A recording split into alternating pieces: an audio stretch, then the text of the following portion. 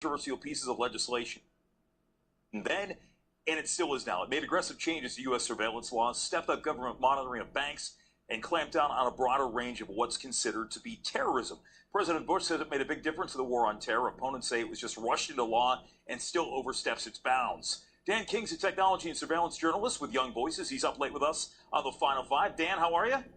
I'm great. How are you? Well, I think this is where we know where this is going to go. When I say happy anniversary.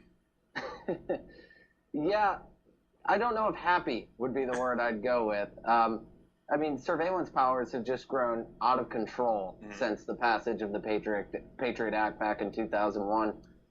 And it's gotten to the point where even George Bush realized in 2006, he said, quote, "The vast majority of data collected will not be terrorist related." So it's just insane what this law has been misinterpreted into. You say 2006, that's the year that he reauthorized. He signed a reauthorization of the Patriot Act. So if he says, okay, they didn't get the information they wanted, why is it still a thing? That's a great question. And then they went and reauthorized it again in 2015 with a few tweaks and modifications and called it the USA Freedom Act because, you know, when you put this nice name on it, like the Freedom Act or the Patriot Act, who could be opposed to something like that? So if you talk to proponents of the Patriot Act, they'll say this has shown a light. It has thwarted various plots through the years. But then again, in 2015, the FBI was sort of forced to admit that it really didn't do that. So where's the truth here? Did it help? Did it keep us safe? Or has it been a total failure, at least in your estimation? So it's been a total failure. The ACLU reported that between 2003 and 2006, the FBI issued about 192,000 national security letters to obtain information, and only one of those led to a terror conviction.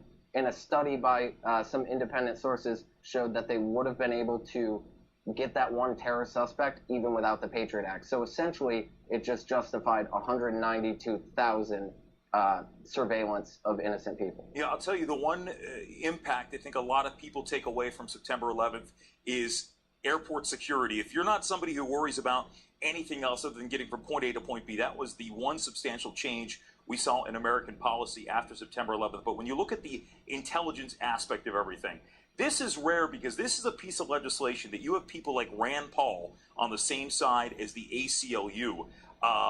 And then you have proponents who are still out there. So what's the future of this? I mean, we're 16 years in. It's still in effect in some way, shape, or form. What's it going to take for there to be some substantial, meaningful change that makes people happy and puts them on the same side here? Well, I think you mentioned the only people who have any serious concerns about this are people on the civil libertarian right like Rand Paul, people who are more progressive on the left like Ron Wyden from Oregon, who's been a great champion of that. And the Electronic Frontier Foundation and ACLU have done some great legal work, not only on the Patriot Act, but on some other surveillance and data collection things. They've been putting a lot of briefs in different cases, including a case at the border where ICE and DHS are collecting phone data from Americans when they return from abroad. So, I mean, it's an ongoing fight with more than just the Patriot Act. And in December, there's going to be a big fight over reauthorization of FISA Section 702, which is the warrantless surveillance of foreign targets that inadvertently scoops up Americans all the time. Yeah. So there's just so many different battles to fight. It's hard for civil libertarians and people who are concerned about privacy issues to find that one thing to fight against. Before we go, do you see when that fight bubbles over, do you see President Trump being an establishment Republican in approaching that, or do you see him siding with the Rand Pauls of the world? I see him more as an establishment guy based on the people he's put into positions. People like Jeff Sessions is Attorney General who loved the surveillance state. Yeah. There was rumors he was considering former Michigan Rep Mike Rogers as an FBI replacement at one point. He's one of the most hawkish on surveillance.